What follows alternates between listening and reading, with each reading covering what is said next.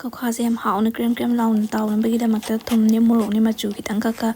aduga beson kitang ka tawra totminani sing hapa yade cho sambagi khaga chopuri dum chap chai ko aduga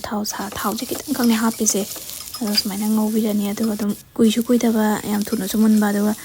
chamtakna eronba amga kayenga adum chasanba yaraba khoina bora gumba kanghogumba taw taraga degi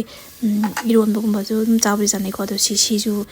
phatlauna bora tawdi kuinung changi dana adui sumaina to masaka yam phajare to yam thuna su dum munbani aduga eronba maduga taoraga chaluk maside kitanga thamaga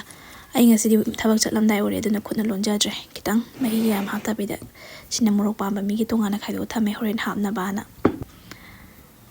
maroi mapang loin chai challe ko aduga chamtakna dum sumain dum chare ngasidi mayam su try antang tawra yeng biu ne yam haw bani ko Koukha sumain krem laun tawra sabase